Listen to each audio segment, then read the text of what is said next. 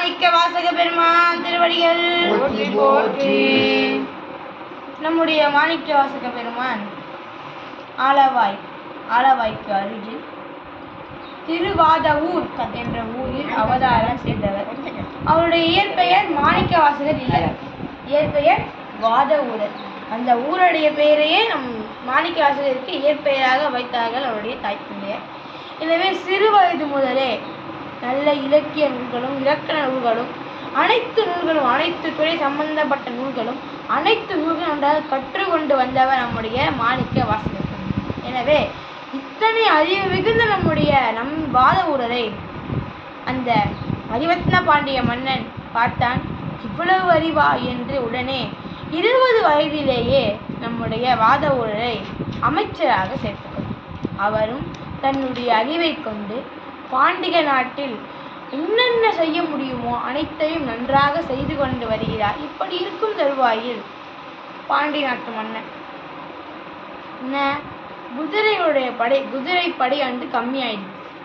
குதிரை ரொம்ப ஆரோக்கியமா இல்லை. நிறைய புது குதிரைகள் எல்லாம் வாங்கணும். எங்க போறது?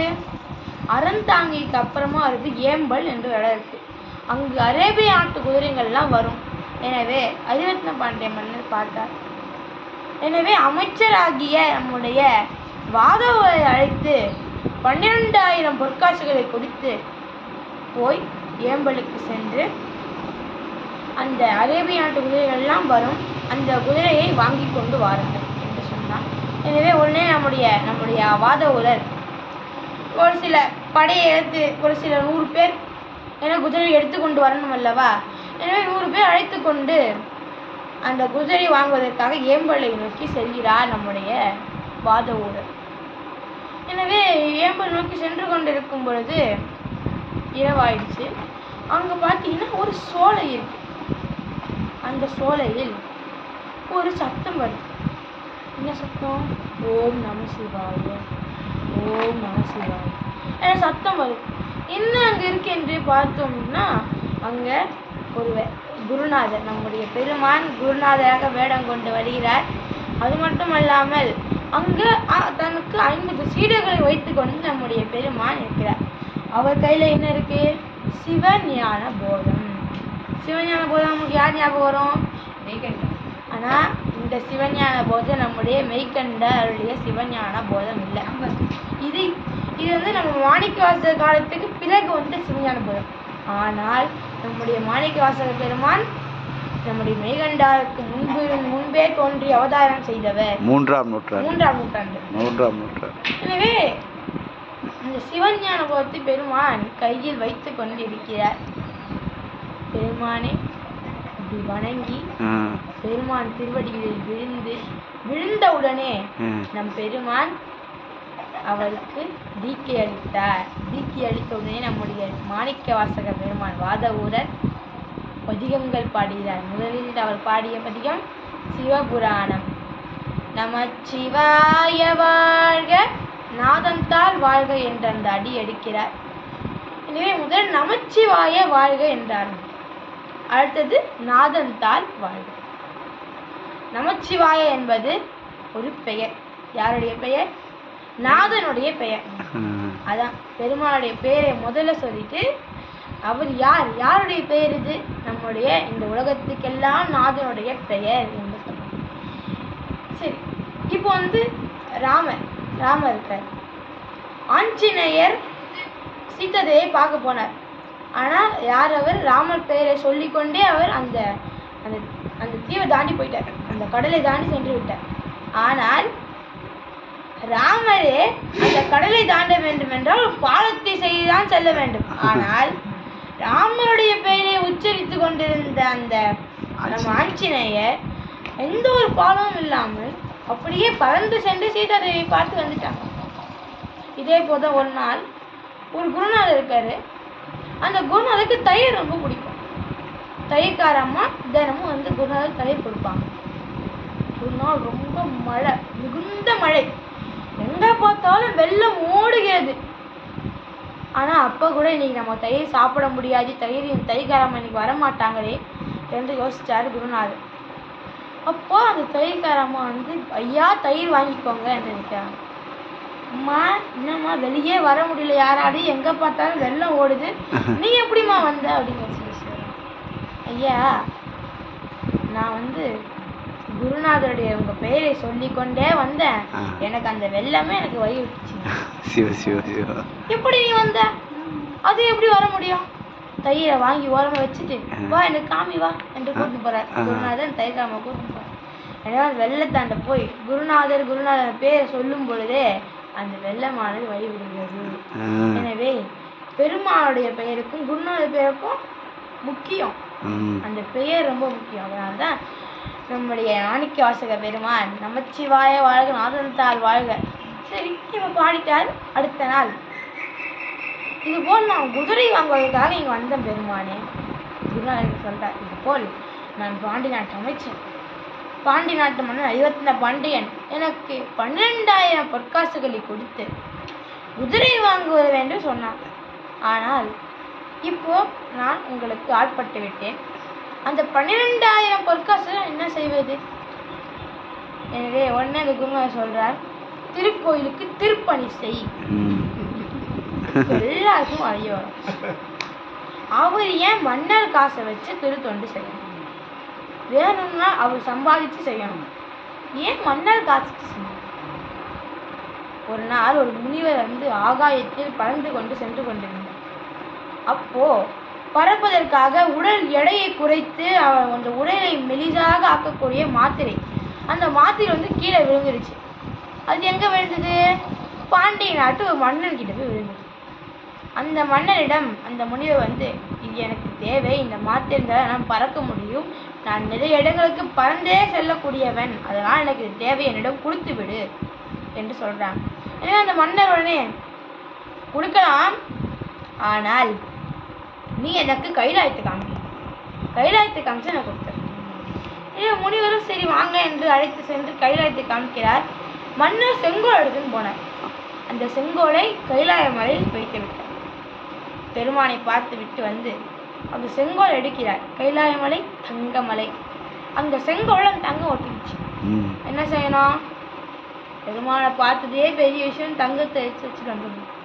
ஆனா அவர் வந்து கைலாய தங்கம் மதுரைக்கு எடுத்துன்னு போனாமா, ஆலவாய்க்கு எடுத்துன்னு போனாமா, பாண்டிய நாட்டுக்கு எடுத்துன்னு போனா, அது பாண்டிய மன்னன் அப்படியே எடுத்துட்டு வந்துட்டார். எனவே அப்போ எடுத்துட்டு வந்தது அந்த முனிவர் வந்து இப்போ மாணிக்க வாசகர் அவதாரம் செஞ்சு அந்த பாண்டிய நாட்டு மன்னன் இப்ப அரிவர்த்தன பாண்டியனா அவர் பேர்ந்திருக்கார். அந்த முனிவர் தான் மாணிக்க வாசகர். ஆமா. எனவே இப்போ அந்த தங்கத்துக்கு பெருமான் அப்படியே எல்லாத்தையும் மேல இருந்து கணக்கு எடுப்பார்ல, எழுதும் கீழ் கணக்கு இன்பம்ப ஈசனே, பெருமான் கணக்கு எழுதினார். இத்தனை வருஷம் அந்த தங்கத்துக்கு கடனுக்கு வட்டி எல்லாம் போட்டு 12,000 பொற்காசு. எனவே அந்த 12,000 பொற்காசு அந்த மன்னன் கொடுத்து அந்த முனிவராகிய நம்முடைய மாணிக்க வாசகர் வாதாவூரர் இப்பொழுது கோயிலுக்கு திருப்பணி செய்யறார். எனவே கணக்கு சரியா போச்சு. இப்போ வந்து பாத்தீங்கன்னா திருவாசகம் என்பது மிகப்பெரிய நூல். நமக்கெல்லாம் எளிமையா கிடைக்கிறதுனால அது அருமை தெரியல. ஒரு நாள் லண்டன்ல இருந்து ஒரு கிறிஸ்துவர் ஜியு போப், நம்ம நிறைய பேருக்கு தெரிய வாய்ப்பு இருக்கு. ஜியு போப் லண்டன்ல இருந்து நம்முடைய இந்தியாவுக்கு வராங்க. எதுக்கு? அவங்களுடைய கிறிஸ்துவத்தை இந்த மதத்தை இந்த இந்தியாவில் பரப்புவதற்காக நிறைய பைபிள் புத்தகங்கள் அனைத்தும் சிலுவைகள் அனைத்தும் எடுத்துக்கொண்டு வந்தாங்க. நாகப்பட்டினம், திருநெல்வேலி என்ற அனைத்துக்கும் சென்று மெட்ராஸுக்கு வந்துட்டாங்க. மெட்ராஸில் சென்னையில் நடராஜன் செட்டியார் ஒருத்தர், அவர் வந்து ஆனால் நம்ம ஜி போப் வந்து தமிழ் தெலுங்கு அனைத்தையும் கற்றவர். ஏன்னா நடராஜ செட்டியார் வந்து திருக்குறளை எடுத்து அவர்கிட்ட கொடுக்குறார். திருக்குறளை படித்து பார்த்தா ஜி போப், இதில் அறம் இருக்கு, பொருள் இருக்கு, இன்பம் இருக்கு, அறம் ஈதல். ஏன்னா பொருள் இருக்கு, இன்பம் ரெண்டுமே இருக்கு, மூணுமே இருக்கு, ஆனால் வீடு இல்லையே என்று சொல்ல உடனே அவர் சென்று திருவாசகத்தை எடுத்து வந்து கொடுத்தார். அந்த காலத்துல ஆங்கிலேய ஆட்சியில திருவாசகம் அச்சிடக்கூடாது, பைபிள் மட்டும்தான் அச்சிடணும். ஆகவே இனிமே பைபிள் இல்லாம மற்ற புத்தகங்களையும் அச்சிடலாம் என்ற அறிவிப்பு வந்த உடனே முதலில் அச்சிடப்பட்ட நூல் திருவாசகம். வேற எந்த நூலும் முதலில் அச்சிடப்படலை. பைபிளை தவிர எந்த நூலாலும் நீங்க அச்சிடலாம் என்ற அந்த அறிவிப்பு வந்த உடனே முதலில் அச்சிடப்பட்ட நம்முடைய திருமுறை திருவாசகம். இந்த திருவாசகத்திற்கு வந்து கொடுத்தாங்க. எனவே அந்த ஜியுப்போ படிக்கிற அந்த திருவாசகத்தை படிக்கும்போது அப்படியே கண்ணீர் பெருகுகிறது. அங்கே இந்தியாவிலிருந்து மீண்டும் லண்டனுக்கு செல்கிறார். அங்கே அவரிடம் பெரிய அந்த அந்த சர்ச்சில் இருக்கக்கூடிய அந்த ஃபாதர் கிட்ட போய், நான் எத்தனையோ உங்களை படிச்சிருக்கேன், இந்த பிரெஞ்சு நாட்டுக்கு படிச்சிருக்கேன், அந்த வெளிநாட்டுக்கு அனைத்து வெளிநாட்டுக்கும் படிச்சிருக்கேன், அந்த நூல்களையெல்லாம் தராசில் ஒரு தட்டில் வச்சு திருவாசகம் ஒரு நூல் இருக்கு, அந்த நூலில் இருக்கிற ஒரே ஒரு வரி அந்த அந்த புத்தகம் முடிஞ்சா கூட இல்லை, ஒரே ஒரு வரி, அந்த ஒரு வரியை மட்டும் வச்சா அந்த மேல்நாட்டு அந்த அந்த புத்தகங்கள்லாம் மேலே போயிடும், ஆனால் அந்த திருவாசகத்தின் இந்த ஒரே ஒரு வரி மட்டும் கீழே இருக்கும். அது என்ன வரி? இமைப்பொழுதும் என் நெஞ்சில் நீங்காதான் தாழ்வாழ்க. எப்படி தெரியுமா இருக்கா? நான் இமைக்கும் போது கூட என்னுடைய உள்ளத்தை விட்டு நீங்காமல் இருக்கிறான் என்று சொல்றேன். அந்த வரியை தராசில வச்சு அந்த வரிதான் கீழே இருக்கும். சரி, அப்போ இத்தகைய மதிப்புமிக்க நூலாக இருந்தால் நீ ஏன் ஆங்கிலத்தை மொழிபெயர்க்க கூடாது என்றா அவர் கூறினார். யாரு? அந்த பெரியசா. எனவே ஜியு போப் எனக்கு இப்பொழுதே மிகுந்த வயதாயிட்டு. ஜியு போப் பிறந்தது 1820. இந்த நிகழ்வு நடக்கிறது 1880 தொட்டிய காலகட்டம், 90 தொட்டிய காலகட்டம். எனவே எனக்கே இப்போ வயதாயிடுச்சு, என்னால் முடிக்க முடியுமா என்று தெரியவில்லை என்று சொல்ல, அதுக்கு அவர் சொல்றாரு, யார் பெரியவர், நீ கவலைப்படாதே, திருவாசகத்தை மொழிபெயர்க்கும் வரை கர்த்தர் உனக்கு இந்த ஆயுளை நீட்டிப்பார். கர்த்தர் நீட்டிப்பார்.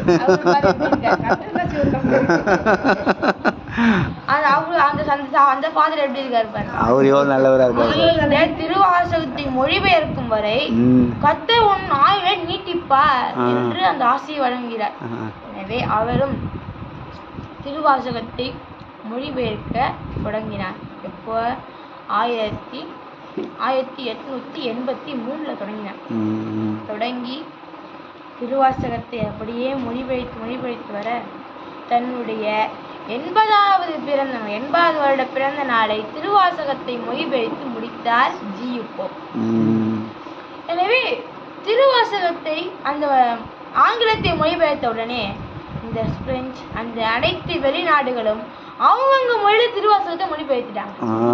தமிழ்ல இருந்தா அந்த மொழியில மொழிபெயர்க்க கொஞ்சம் கடினமா இருக்கும். இப்போதான் ஆங்கிலத்துல வந்துடுச்சு. அதனால அந்த அனைத்து மேலை நாடுகளும் அந்த ஆங்கிலத்தின் திருவாசகத்தை அவரவ மொழியில் எளிமையாக மொழிபெயர்த்து விட்டனர். எனவே நம்முடைய இலக்கிய நூல்களில் முதலில் மொழிபெயர்க்கப்பட்ட நூல் திருவாசகம். இத்தகைய சிறப்பு மிக்க நூல் திருவாசகம். சரி, இதுபோல் அவர் ஒரு கிறிஸ்துவர். யார்? ஜியு போப் கிறிஸ்துவர். அந்த கிறிஸ்துவ கூட்டம் எல்லாம் பார்த்தாங்க, நீ இப்படி செய்யலாமா? இன்னும் நாங்க எதுக்கு அமிச்சோம்? அங்க போய் கிறிஸ்துவ மதத்தை பரப்புவதற்காக நாங்க அமிச்சோம். நீ அதை விட்டுட்டு அது ஏதோ ஒரு புத்தகத்தை நீங்க எடுத்துட்டு வந்து நீ இதை மொழிபெயர்த்து இது மாதிரி செஞ்சிருக்கியான்னு சொல்லிட்டு அந்த நீதிமன்றத்துல வழக்கு போட்டாங்க.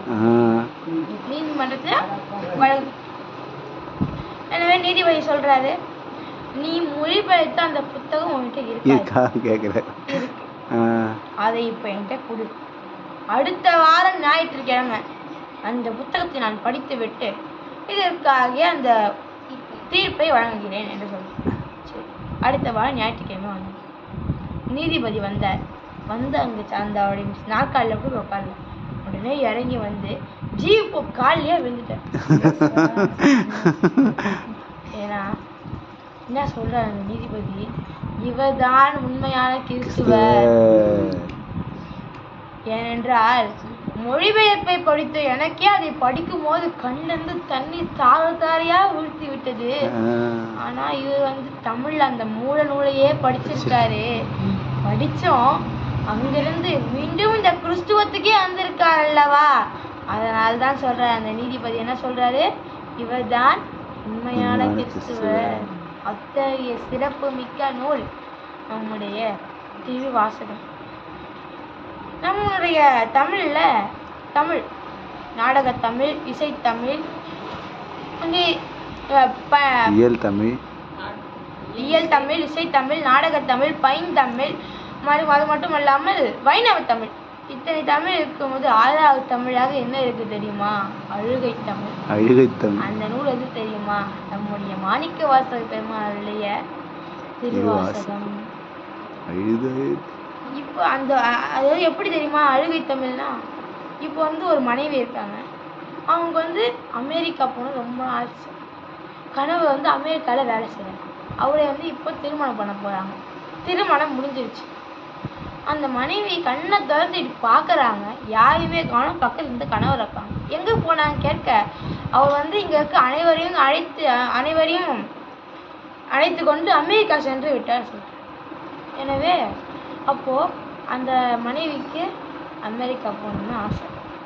ஆனால் இந்த மனைவியை மட்டும் விட்டுட்டு அந்த கணவர் எல்லாரையும் கூட்டு போயிடார். அந்த மனைவி எப்படி இருக்கும்? அதுபோல் தான் உத்தரகோச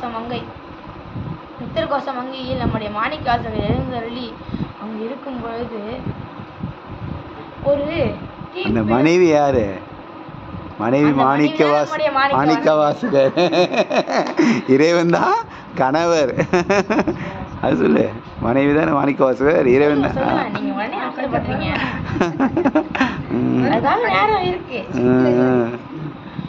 உத்தரகோச மங்கையில் இருக்கும் பொழுது அந்த நெருப்பு வந்து வந்தது அந்த ஊருணி அந்த குளத்தில். எனவே அந்த குருநாதரோடு அந்த அனைத்து சீடர்களும் சென்று சீறி பாய்ந்து அந்த தீயில் மூழ்கி பெருமான் திருவடி அடைந்தார். ஆனா நம்முடைய மாணிக்கவாசகரை மட்டும் பெருமான் நிறுத்தி விட்டார். தில்லைக்கு வா. சாமி என்ன சொன்னாரு? தில்லைக்கு வா. அப்போ எப்படி இருக்கும்? பெருமான் திருவடிக்காக ஏங்கி இருக்கிற மாணிக்கவாசகர் இப்போ பெருமான் திருவடி அடைய போகும் பொழுது பெருமான் அந்த தீயை மறைத்து விட்டு தில்லைக்கு வா என்று சொன்னார். அதே போல்தான் அந்த கணவன் தான் நம்முடைய பெருமான், அந்த மனைவி நம்முடைய மாணிக்கவாசகர். எப்படி அந்த வெளிநாட்டுக்கு செல்ல வேண்டும் இந்த ஆர்வம் இருந்தது, இங்க நம்ம மாணிக்கவாசகருக்கு பெருமான் திருவடி அடையணும்னு ஆர்வம். எல்லாம் பக்கத்துல நெருங்கிய உடனே அந்த கணவர் வந்து அனைவரையும் கூட்டிட்டு சென்று விட்டார். பெருமான் இங்க தில்லைக்கு வா என்று சொல்லிவிட்டார். எனவே பெருமான் நம்முடைய மாணிக்கவாசகர் பெருமான் தில்லைக்கு வராங்க. தில்லைக்கு வந்து பார்த்தோம்னா 4 வாசல் இருக்கும். எங்க மதுரை மீனாட்சியம்மன் கோயிலுக்கு 4 வாசல் இருக்கு அப்படின்னு சொல்லலாம். ஆனால் தில்லையில அந்த 4 வாசலுக்கு என்ன சிறப்பு என்றால் 4 கோபுர வாசலிலும் 4 நாயன் நம்முடைய 4 பெருமக்கள் 4 வாசல்ல ஒவ்வொருவர் இருந்தாங்க. ஏங்க அவங்களோட சண்டையா அப்படின்னு நீங்க கேட்கலாம். ஒருத்தர் வந்து வாசல் போக கூடாதா, இன்னொருத்தர் வரக்கூடாதா கேட்பீங்க. ஏனென்றால் அவர்கள் ஒரு தத்துவத்தை நமக்கு சொல்லாம சொல்லியிருக்காங்க. பெருமானை அறிவதற்கு 4 வழி. 1, பெருமான் அப்பா, நான் அவருடைய பிள்ளை. சற்புத்திரன் மார்க்கம், நம்முடைய திருஞான சம்பந்த பெருமான். இன்னொன்று, பெருமான் தலைவன், நான் அவனுக்கு அடிமை. தாச மார்க்கம், நம்முடைய திருநாவுக்கரசு பெருமான். இன்னொன்று, பெருமானுக்கு தோழன், நானும் அவருக்கு தோழன்.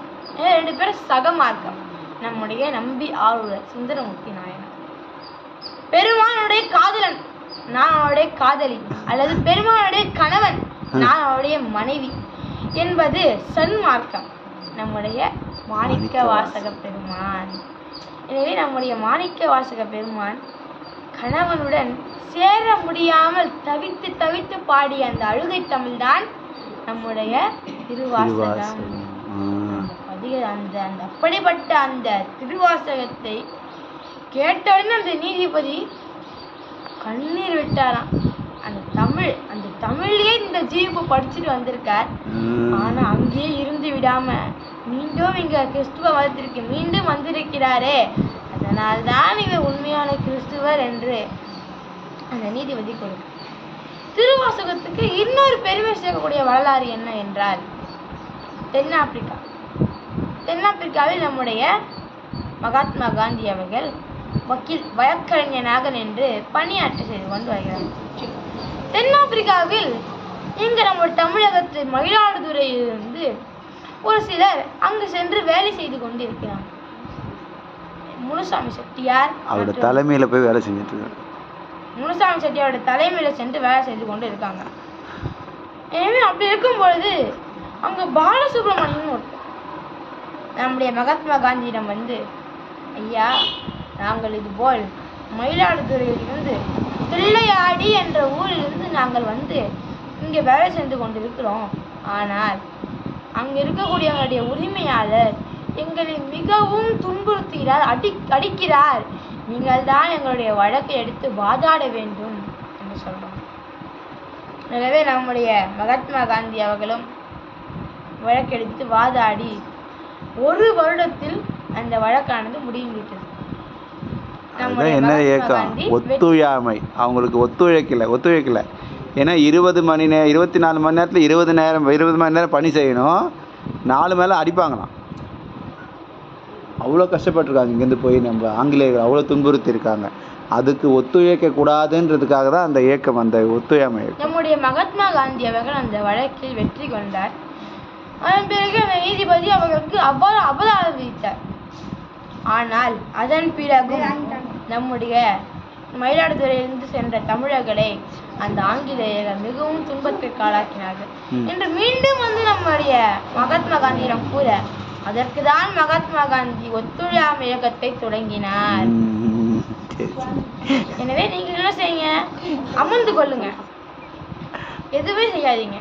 அவர்கள் வந்து அடிச்சா நீங்க வாங்கிக்கோங்க. மகாத்மா காந்தி அமர்ந்து கொண்டார். எனவே அந்த ஆங்கிலேயர் பார்த்தாங்க, இதுக்கு மேலே இருந்தால் இவங்க அமைதியாக இருக்க மாட்டாங்க என்று உடனே எல்லாரையும் பிடிச்சி சிலர் அடிச்சிட்டாங்க. சிலர் அடித்த போது நம்முடைய மகாத்மா காந்தி, பாலசுப்ரமணியன் ஒருத்தர் மற்றும் தில்லையாடி வள்ளி அம்மை, இவங்க 3 ஒரு சிலை இருக்காங்க. அந்த தில்லையாடி வள்ளி அம்மைக்கு 13 வயது. 13 வயசு தான். எத்தனை வயது? 13 வயது தான். அத்தகைய வயதில் இந்த ஒத்துழையாமை இயக்கத்தில் பங்கேற்று கொண்டு அந்த தில்லையாடி வள்ளி அம்மை இருக்காங்க. சரி, அப்படி இருக்கும் தருவாயில் அந்த ஆங்கிலேயர் இருக்கும்போது அங்கு உணவு சரியாக கொடுக்கறது இல்லை. அங்கே நிறைய தட்டுப்பாடுகள் இருப்பதால் நம்முடைய தில்லையாடி வள்ளி அம்மைக்கு அந்த உடல்நல குறைவானது ஏற்பட்டுவிட்டது. எனவே மிகப்பெரிய அந்த உடல்நல குறைவின் காரணமாக அந்த ஆங்கிலேயர் எல்லாம் பார்க்குறாங்க, இதுக்கு மேலே இருந்தால் அந்த வள்ளியம்மை இந்த சிறையிலே இறந்து விடுவாங்க. அது நமக்கு தான் இருக்கு என்று நம்முடைய மகாத்மா காந்தியையும் அந்த பாலசுப்ரமணியம் அவரையும் தில்லையாடி வள்ளியம்மை 3 விடுதலை செஞ்சுட்டாங்க. எனவே வெளில வந்து அந்த தில்லையாடி வள்ளியம்மையால் நடக்கக்கூட முடியவில்லை. எனவே ஒரு போர்வையை விரித்து அந்த போர்வையில் அந்த தில்லையாடி வள்ளியம்மையை சுற்றி நம்முடைய மகாத்மா காந்தி ஒரு பக்கமும் பாலசுப்ரமணியம் என்று அவருடைய அண்ணா ஒரு பக்கமும் தன் தோளில் வைத்து கொண்டு தூக்கி கொண்டு ஆசிரமத்தில் படுக்க வைக்கிறாங்க. மகாத்மா காந்தி பார்க்குறாங்க, மற்றவரை சுற்றி நின்று பார்க்குறாங்க.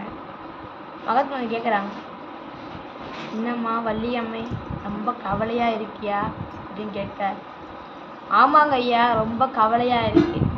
ஏன்னா ஆண்டவன் எனக்கு 2 கண் கொடுத்தான், 2 காது கொடுத்தான், 2 கை கொடுத்தான், ஏன் 2 கால்களையும் கொடுத்தான்.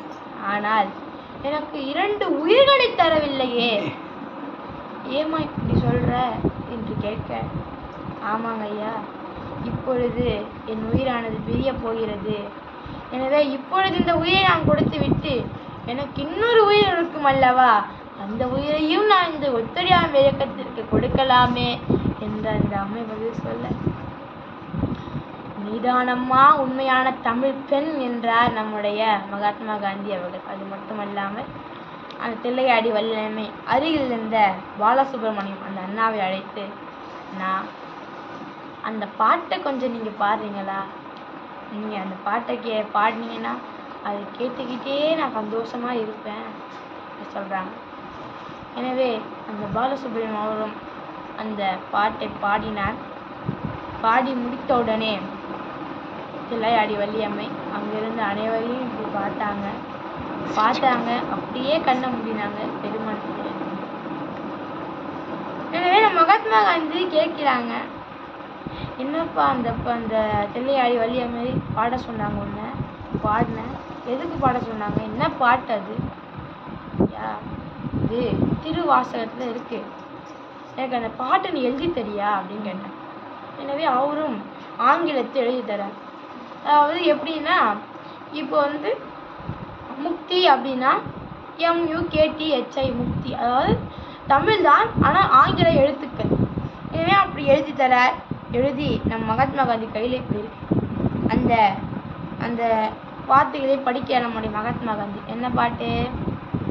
முக்தி நெறி அறியாத மூர்க்கரோடு முயல்வேனை பக்தி நெறி அறிவித்து பழவினைகள் பாரும் வண்ணம் சுத்தமலம் அறிவித்து சிவம் ஆக்கியனை ஆண்ட அத்தன் என கருளியவாறு ஆர் பெறுவார். இந்த பாட்டு தான். சரி, இந்த பாட்டு எதுக்கு உனக்கு பாட சொன்னாங்க என்று கேட்க, இப்போ நம்ம தூங்குறோம். நம்ம தூங்குறதுக்கு முன்னாடி நம்முடைய மனதில் எந்த ஒரு நினைப்பானது ஆழ்ந்து இருக்கிறதோ அந்த நினைப்பு தான் அடுத்த நாள் காலையில் எழுந்திருக்கும் போது நமக்கு முதல்ல ஞாபகம். அதனால இப்பொழுது உயிர் பிரியுமானால் அந்த பாட்டை கேட்டு அந்த பதிகத்தை கேட்டுக்கொண்டே உயிர் பிரிந்ததல்லவா, அடுத்த பிறவி ஒன்று இருக்குமே ஆனால் அந்த பதிகத்தை ஞாபகம் வைத்துக்கொண்டே அந்த உயிரானது பிறக்கும். அதனால அந்த பதிகத்தை மறவாமல் இருக்கும் என்று சொல்றாங்க. எனவே நாம் அனைவரும் தினமும் இறந்து கொண்டும் பிழைத்து கொண்டும் இறந்து கொண்டு பிழைத்து கொண்டுதான் திருவள்ளுவர் சொன்னார், உறங்குவது போலும் சாக்காடு உறங்கி விழிப்பது போலும் பிறப்பு. இப்போ நம்ம இரவு உறங்குகிறோம். இரவு உறங்குற போது நம்ம ஏதாச்சும் அசைவு இருக்க நம்ம உடம்புல, ஏதாச்சும் நம்ம பேசுறோமா? இல்லை, அப்படியே. எனவே அப்பொழுது நாம் இறக்குற மாதிரி இருக்கும். எனவே அடுத்த நாள் காலை எழுந்திருக்கும் போது நமக்கு பிறப்பு வரும்.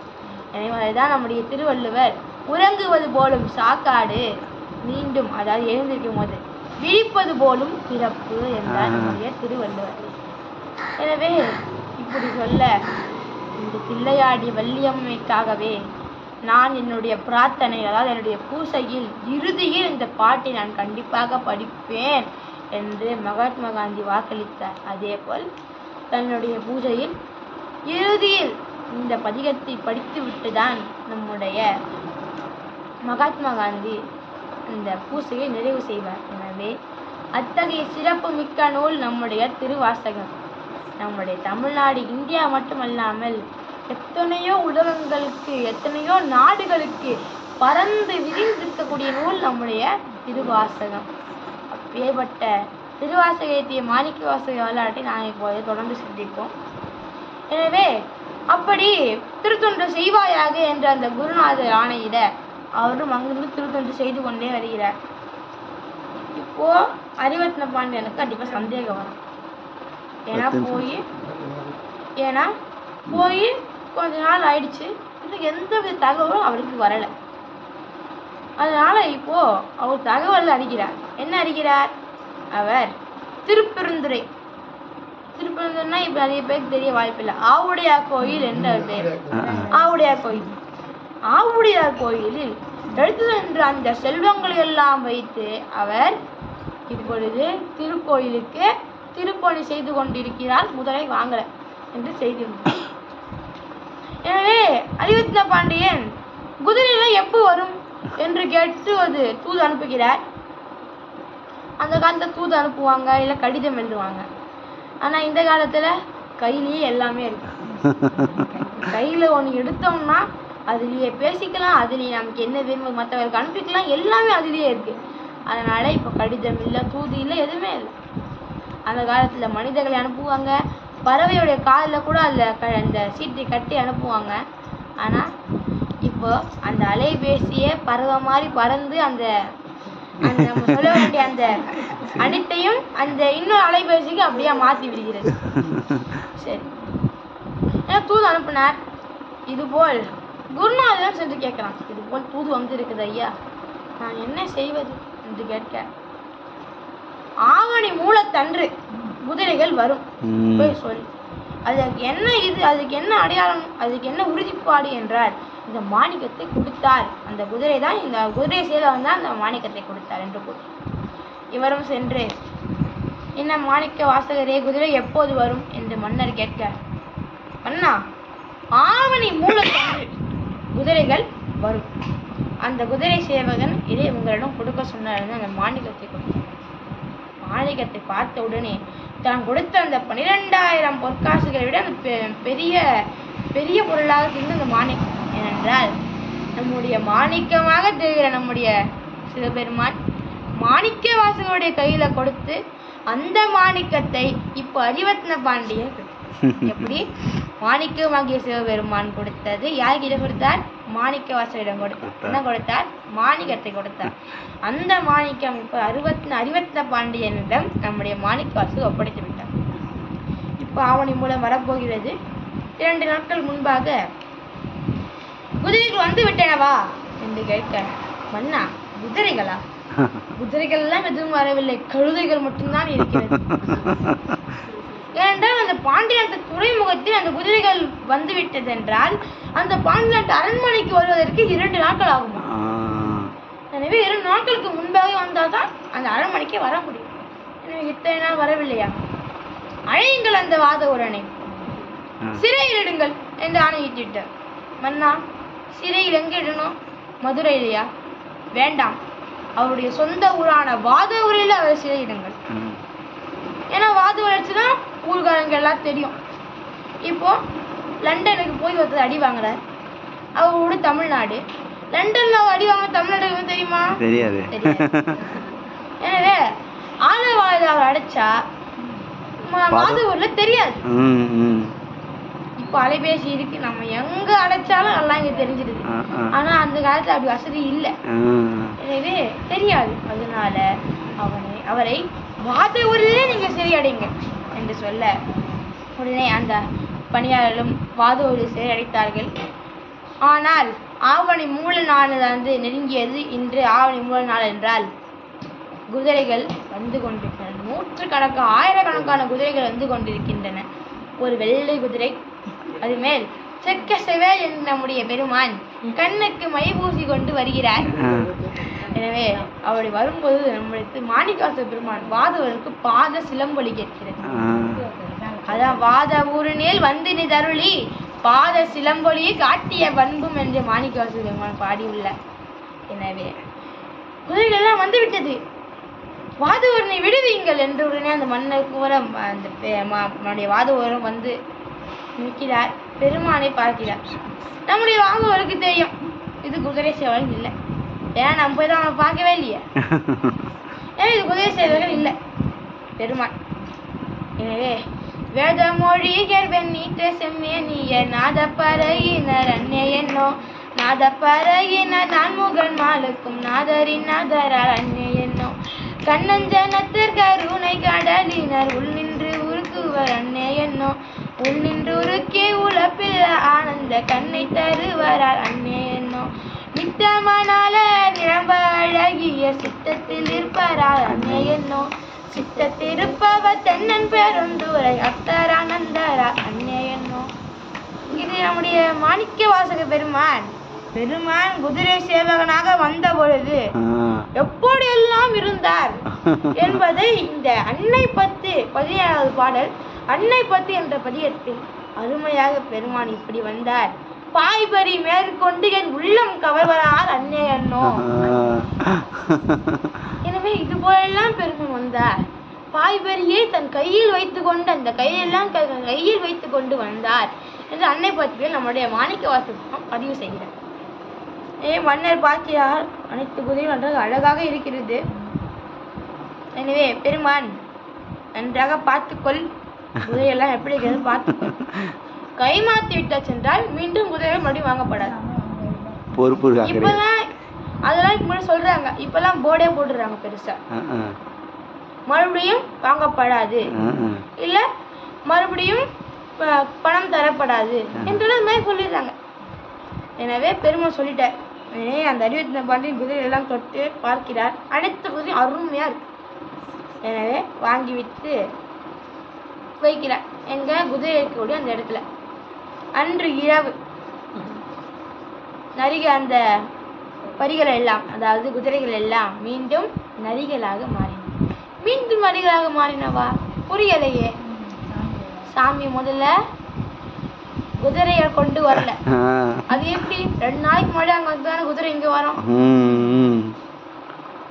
எப்படி என்றால், அங்க நரிகள், காட்டு நரிகள் நிறைய இருந்துதான். பெருமான் பார்த்தார். அந்த காட்டு நரிகள் எல்லாம் பெருமான் குதிரையாக மாற்றி அந்த குதிரையெல்லாம் இங்க வந்து கொடுத்தார். எனவே அன்று இரவு 12 மணிக்கு அந்த குதிரைகள் எல்லாம் மீண்டும் நரிகளாக மாறி அங்கிருந்த மற்ற குதிரைகள் எல்லாம் கடித்தது. அது மட்டுமல்லாமல் வெளியே செல்லும் பொழுது நடந்து சென்றவர்கள் எல்லாம் அனைவரையும் கடிக்கிறது. இதை கண்டு 65 பாண்டியன் அந்த வாதவனை சிறைபிடித்து வைகை சுடு மணலில் சென்று அவனை அடியுங்கள். வைகை சுடுமணலில் அடியுங்கள். எனவே அப்போது என்ன தெரியுது, வைகையில தண்ணி இல்ல, நல்லாவே தெரியும். அப்பயே தண்ணி இல்ல, வைகையில மணல் தான். எனவே அங்க வைகை ஆற்றுல தண்ணீர் ஓடல, மணல் ஆறுதான் ஓடிட்டு இருக்கு. எனவே இப்படி இருக்கும்போது பெருமான் பார்க்கிறார். பெருமானால் தாங்க முடியவில்லை. என்ன, பெருமான் கூட வந்து அடி வாங்கிப்பார், தன்னுடைய அடியார் அடி வாங்குவார். பெருமான் அந்த வலியை தாங்க முடியவில்லை. உடனே வைகை ஆற்றில் வெள்ளமானது பெருக்கெடுக்கும்படி செய்தார்.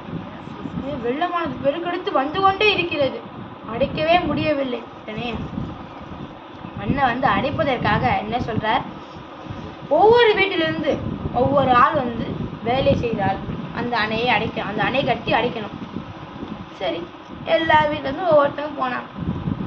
ஆனா பிட்டு விற்கிற வண்டி பாட்டி, அந்த வண்டி பாட்டிக்கு யாருமே இல்லை, தனியான ஆள் அந்த வண்டி பாட்டி. அந்த வண்டி பாட்டி வீட்டுல இருந்து ஒரு ஆள் போகணும். எனவே அந்த வீரர் வந்து சொல்கிறாங்க, பெருமானே, ஆலவாய் சொக்கலிங்க பெருமானே, உன்னை நம்பி பிட்டு விட்டு பிழைப்பவள் நான், எனக்கு யாருமே இல்லை, நீ மட்டும்தான் துணை. இந்த அணை கட்டு அந்த வெள்ளத்தை அடைப்பதற்காக ஒரு ஆள் வர வேண்டும் என்று சொல்றாங்க. யாரை நான் கூப்பிடுவது? பெருமானே, நீதான் நல்ல வழி காமிக்கணும் என்று சொல்லிவிட்டு திரும்புகிறாங்க. உடனே பெருமான் வந்துட்டார். நல்ல ஒரு மண்வெட்டி, புதுசா இல்லை, நல்ல பழைய மண்வெட்டி ஆச்சுனார, பழைய கூட. ஏன் புது கூட புது மண்வெட்டினா, இன்னும் வேலைக்கு புதுசு போல, இவன் நம்பி நான் வேலை கொடுத்தா இவன் செய்ய மாட்டான். நல்லா பல பலன்னு எடுத்துட்டு வந்தா வந்தி பாடி நம்ப மாட்டாங்க. ஏங்க வந்தி பாடி நம்பாம போயிடுவாங்கன்னு சொல்லிட்டு பெருமாள் வந்து நல்லா தேஞ்சு போன மண்வெட்டி, அவர் கையை பார்த்தீங்கன்னா அந்த மண்வெட்டி பிடிச்சி அந்த கை வந்து நல்லா ஒரு மாதிரி நல்லா தேஞ்சு போயிருந்த மாதிரி கை நல்லா செக்க செவேன்னு அப்படியே மெதுவா இருந்தா, என்னப்பா கை இது மண்வெட்டி பிடிக்கிற மாதிரி குழந்தை கை மாதிரிலாம் இருக்கு, இது மாதிரி இருந்தா நீ எப்படி மண்வெட்டை பிடிப்ப? ஏன்னா வேற ஆளை பார்த்துக்கிற, நீ போப்பா அப்படின்னு வஞ்சி பட்டி சொல்ற கூடாது. எனவே அது போல பெருமான் வந்து வேடம் கொண்டு வைகிறார். வரும்போது என்ன சொல்லிட்டே வரார், கூலி கொடுத்து வேலை கொள்வா உளரும். இங்க பாருங்க, அடுத்தது கூலி கொடுத்து வேலை கொள்வாராம்.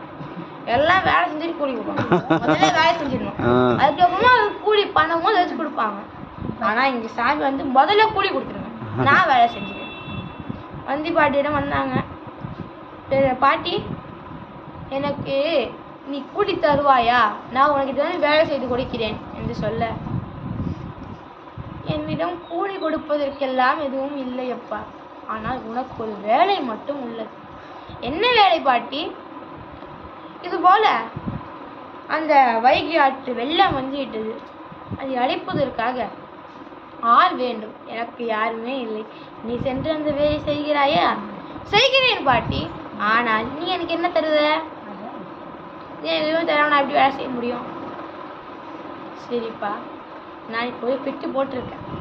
அந்த பெட்டு வர்றதுல உதிர்ந்த பெட்டெல்லாம் உனக்கு தான் என்று சொல்ல, ஏன்னா பிட்டு எடுத்து பார்க்குறாங்க, எல்லா பெட்டும் உதிர்ந்து போச்சு. பிச்சுக்கு அறிவு இருக்கு, உதிராம இருந்தா எவனாச்சும் ஒருத்த வயிற்றுக்கு தான் போவோம், உதிர்ந்து போனா பெருமாள் வயிற்றுக்குள்ள போவோம்னு சொல்லிட்டு எல்லா பெட்டும் உதிர்ந்து போச்சு. பிட்டுக்கு அறிவு கூட நமக்கு இருக்க மாட்டேங்குது. என்ன பிட்டு எல்லாமே உதிர்ந்து போச்சு, எல்லாத்தையும் பெருமான் கொடுத்தாங்க. எனவே வந்திப்பாட்டி கொடுத்த அந்த பெட்டை எடுத்துக்கொண்டு பெருமான் அந்த மண்வெட்டியும் கூடையும் எடுத்துக்கொண்டு சென்று என்ன பண்றார்? வேலை செய்கிறார். என்ன வேலை? அவங்க செய்யற வேலையெல்லாம் கழிச்சு விடுற வேலை. போவாரு, பாட்டு பாடுவாரு, நல்லா ஆடுவாரு, ஆடிட்டு போய் எங்களை களைச்சு விட்டுருவாரு. அவங்க அடியே மண்ணு போட்டு வச்சிருப்பாங்க, அந்த மண்ணில் தன் காலை உதச்சி விடுவார், தள்ளி விடுவாரு, கூடி வச்சு அடிப்பாரு. இது போல் நிறைய வேலை செய்கிறார் நம்ம பெருமான். அப்புறமா பிட்டு சாப்பிடுவார். பிட்டு சாப்பிடு. ஆனா நம்முடைய பெருமான் அங்க பிட்டை சாப்பிடல. வந்திப்பாட்டியோடைய அன்பை உண்டா நம்முடைய பெருமான். மண்ணா வந்தார். என்னப்பா வேலை அவங்க நடக்குதா? வேலை மத்தவங்க ஒழுங்கா பண்றாங்க, ஆனா வந்திப்பாட்டிக்காக ஒரு வேலையாளர் வந்தான். அவனும் வேலை செய்ய மாட்டான், வேலை செய்யறவனும் விட மாட்டான். யாரு அவன்? அவன் முகத்தை கூட பார்க்கல. யாரு? அறிவத்தியமாண்டியன் பெருமாடிய முகத்தை கூட பார்க்கல, முதுக மட்டும்தான் பார்த்தேன். பிரம்பு எடுத்துட்டு வா, பிரம்பு கொடுத்தாங்க. பிரம்பு எடுத்து முகத்தை பார்க்காமலே முதுகில் அடிக்கிறேன். முகத்தை பார்த்துருந்தா அந்த ஒளி பொருந்தி அந்த முகத்தை பார்த்த உடனே அதுக்கு அறிவு வந்திருக்கும். நம்ம ஏன் அடிக்கிறோம், நல்ல முகமா இருக்கே என்று அறிவு வந்திருக்கும். ஆனா முகத்தை பார்க்கலையே, முதுகுதானே பார்த்தார். எனவே அந்த பிரம்பு எடுத்து ஓங்கி அடி அடித்தார். பெருமானுக்கு வலிக்கல. உடனே அந்த அறிவத்தை பாண்டிய மற்றும் அனைத்து உயிர், இந்த உலகத்தில் உள்ள அனைத்து உயிருக்கும் வலிச்சது. அதான் சொன்னேன், பெருமான் அடி வாங்கிப்பாரு, ஆனா தன்னுடைய அடியார் அடி வாங்குவதை கொண்டு பெருமான் இருக்கவே மாட்டார். அதனால்தான் வைகையில் வெள்ளம் வந்தது. அதனால்தான் பெருமான் இங்க நிற்கிறார். எனவே இதுபோல எனக்கு அடி விழுகிறது என்று எல்லாரும் திரும்பி பார்த்து நீங்க பார்த்தா பெருமானை காணும். பெருமான் மறைஞ்சிட்டார். அதுக்கு முன்னாடியே ஒரு மண்வெட்டி அளவு தான் எடுத்துன்னு போனார். ஒரு கைப்பிடி அளவு மண் எடுத்துன்னு போய் அந்த இடத்துல போட்டார். அந்த வைகை வெள்ளமானது நிறுத்தப்பட்டது. அது பேர் பெருமான் மறைஞ்சிட்டார். அப்போ அசரி வாக்கு கேக்குது. மாணிக்க வாசகருக்கு குருவாக ஆட்கொண்டதும் யாமே. உன்னிடம் நரிகளை குதிரையாக்கி உனக்கு விற்றதும் யாமே. அது மட்டுமல்லாமல் இப்பொழுது இங்கு உனக்கு இந்த வேலையெல்லாம் தடுத்தது, உன்னிடம் பிரம்படி வாங்கினதும் யாமே என்று பெருமான் இதுபோல் அசரி வாக்கு கூற உடனே அந்த மன்னர் மாணிக்க வாசகர் காலிலே சென்று விழுந்து, ஆனே அதை மன்னிச்சிடுங்கள், இது எதுவுமே அறியாமல் நான் பிழை செய்து விட்டேன், என்னை மன்னித்து விடுங்க என்று நிற்க. எனவே மாணிக்க வாசகரை விடுதலை செய்து விடுகிறாங்க. நம்முடைய மாணிக்க வாசக பெருமான் பிள்ளையை சென்று அங்கு அமர்ந்து கொண்டிருக்கிறார். ஆயில்யம் நட்சத்திரம். அப்பொழுது பெருமான் வருகிறார். ஒரு வயதான வேதிய கோலத்தில் நல்லா திருவாசகம் என்று பாடுறீங்களாமே, இது சொன்னீங்கன்னா நான் இப்போ எழுதிப்பேன், நானும் படிப்பேன். அதுபோல் பேசி நம்முடைய மாணிக்க வாசகர் பாடிய திருவாசகத்தை ஒவ்வொன்றாக நம் மாணிக்க வாசகர் பாட, அப்படியே நம் பெருமான் தன்னுடைய கைப்பட அந்த மாணிக்க வாசகருடைய திருவாசகத்தை எழுதினார். திருவாசகம் நிறைவுற்றது. பிறகு சாமி என்ன சொல்றார்? பாவை பாடிய வாயால் கோவை பாடுங்கள். எனவே திருக்கோவையார் என்ற அந்த பதிகத்தை நம்முடைய மாணிக்க வாசகர் பாடி முடித்தார். திருவாசகம் மொத்தம் எத்தனை பாட்டு? 658. எனவே அத்தனை பாதையும் முடித்தார். நம்முடைய பெருமான் என்ன செய்வார்? அதை எடுத்துக்கொண்டு கைலாசம் சென்று படிப்பாரா? பெருமானுக்கு தெரியுமே எல்லாமே. பெருமான் எதற்கு எழுதினார்? நம்மளுடைய திருஞான சம்பந்தர் கூட இருந்தவங்க திருஞான பாடும்போது உட்காந்து எழுதுனாங்க.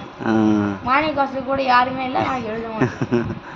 ஏன்னா பெருமாள் வந்து எழுதுறதுனால நமக்கு திருவாசகம் கிடைச்சிருக்காது. இது போல திருவாசகம் வந்து நிறைய பேருக்கு பரவி இருக்காது. ஏன்னா அதனால தான் யாருமே எழுதலையே, சரி நம்மளாச்சும் போய் எழுதுவோம் அப்படின்னு சொல்லிட்டு பெருமான் வந்து அந்த திருவாசகத்தையும் திருக்கோவையாரும் எழுதி தன்னிடமே வைத்துக் கொள்ளவில்லை. மாணிக்க வாசகர் கூற சிற்றம்பலத்தான் தன் கைப்பட எழுதியது என்று அந்த ஓலைச்சுவடியுமே ஒரு சோடி எழுதி அதை கட்டி அன்று இரவு நம் பெருமான் நடராச பெருமான் திருவடிகளை சென்று வைத்துவிட்டு பெருமான் மறைஞ்சிட்டார். அடுத்த நாள் காலை தில்லை தீட்சிதர்கள் எல்லாம் வந்து பார்க்குறாங்க. பெருமான் ஓலைச்சுவடி என்ன எழுதியிருக்கு என்று பார்த்தால், பாதகுலராகிய மாணிக்க வாசகர் சொல்ல திரு சிற்றம்பலத்தான் தன் கைப்படியே எழுதியது இது என்று எழுதியிருக்கு.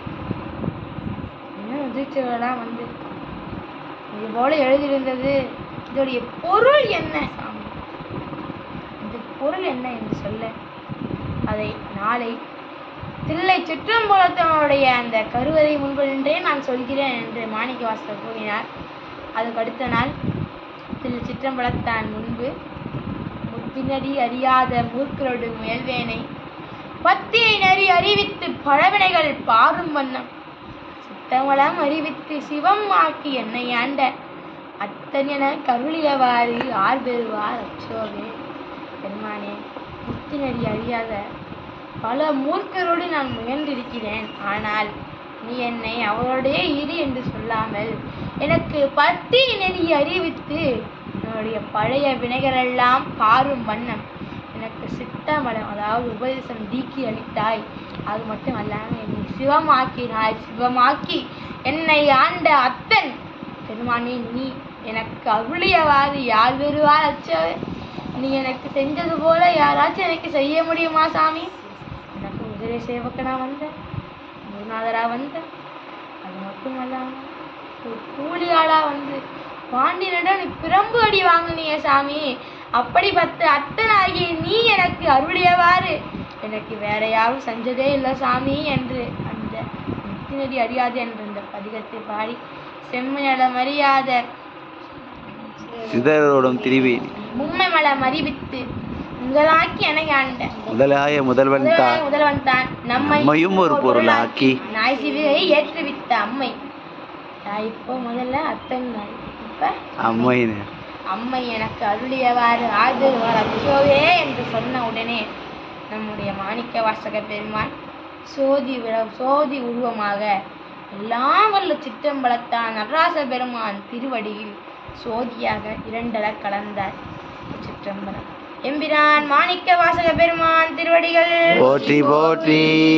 மாணிக்க வாசக பெருமான் திருவடிகள் போற்றி போற்றி. மாணிக்க வாசக பெருமான் திருவடிகள் போற்றி போற்றி. எல்லாருடைய சிவனையை போற்றி. போற்றி. நண்பர்களே, கிட்டத்தட்ட ஒரு 40 நிமிஷம் 1 மணி பார்த்து அனுப்பிச்சாரு. அவர் இந்த சொல்லுவார், டைம் நேரம் இல்லை. அருமையான முறையில் மாணிக்க வரலாற்றை பாண்டிய நாட்டிலேருந்து வம்சத்தில் இருந்து திருப்பந்தூருக்கு போனது, பெருமை ஆட்கொண்டது, எல்லா வரலாற்றையும் சுருக்கமாக அருமை சொன்னார். அவர் இப்படி சொல்ல நம்ம கேட்க புண்ணியம் பண்ணியிருக்கணும். இந்த மக்கள்லாம் புண்ணியம் பண்ணலை, நம்ம வந்து புண்ணியம் பண்ணி கவஞ்சியாக செய்யல. அவங்க எல்லாம் ஏதாவது நிரம்பி கேட்பாங்க வந்து இந்த மாதிரி ஆவடிலேருந்து வந்து பேசுகிறாங்களே, பக்கத்து தெருவில் இருக்கிறவங்க கேட்போமே கொஞ்சம் என்ன இல்லை. வருங்காலத்தில் வரலாம். நண்பர்களே, இந்த பூஜை தொடர்ந்து நடைபெற்று கொண்டு வருகிறது. இந்த பூஜையில் வந்து ஆவடியிலிருந்து வரக்கூடிய நம்ம இந்த 4 பேர் குடும்ப நண்பர்களை தான் நம்ம காப்பாற்றிட்டு வராங்க. அருமையான முறையில் வந்து 3 பேர் பேசுனாங்க. உஷாமணி பேசலை, வரலாறு சின்ன வரலாறு 2 நயம்பரெல்லாம் பேச முடியல. அடுத்த மாதம் பேசுவாங்க. நண்பர்களே, இந்த குரூப்பை நடந்துக்கிறது அப்படின்னா மெயினாக அன்னம்பாளிப்பு தான் முக்கியம். எல்லாருக்கும் அன்னம்பாளிப்பு தான் முக்கியம். 60 சிந்திக்கணும், அன்னம்பாளிப்பு செய்யணும். அன்னம்பாளிப்புங்கிறது வந்து பணம் கொடுக்குறது பெரிய விஷயம் கிடையாது. நிறைய பேர் பணம் இருக்கு கொடுக்காங்க. நான் எடுத்து செய்கிறாங்க பாருங்க. பெரிய 4 தூண் வந்து தாங்குதோ, அதுபோல் இந்த அன்னம்பாளிப்பு நீடி தாங்கக்கூடிய வந்து 4 தூண்கள் தான். நம்ம திருப்பா அம்மா, கோவிந்தா அம்மா, அர்ச்சுன ஐயா, நம்ம என்ன செய்யா 4 பேர் தூணாக நின்று இந்த அன்னம்பாளிப்பு செஞ்சு கொண்டு வராங்க. தொடர்ந்து பண்ணிட்டு வராங்க. எந்த சூழ்நிலையில் மழை பெஞ்சாலும் வெயில் அடித்தாலும் கவலைப்படாமல் மழையில் கஷ்டப்பட்டு பண்ணணும். அந்த மழையிலையும் வந்து நெஞ்சுக்கிட்டே பண்ணாங்க. அப்போ அந்த மாதிரி சூழ்நிலை அவங்க 4 பேரும் நல்ல ஆரோக்கியத்தோடு நீண்ட காலம் வாழ்ந்து குடும்பத்தில் நல்ல நிலை நடக்கணும், பிள்ளைங்க நல்லா படித்து பெரிய ஆளாக வரணும், ஹஸ்பண்டுக்கு நல்ல மனைவி வந்து கூட அவங்க கூட சேர்ந்து சமைக்கிறதுக்கு கூட ஹெல்ப் பண்ணணும் அந்த அம்மா அப்படி ஆண்டரை வேண்டிக்கிட்டு எல்லாம் நன்றி தெரிவித்துக் கொள்கிறேன். அந்த பிள்ளைய பதியத்தை பாதி அர்ச்சனை பண்ணுவோம், சாப்பாடு எடுத்து வைங்க, அத்தை அந்த மாதிரி பண்ணிடலாம். என்னோட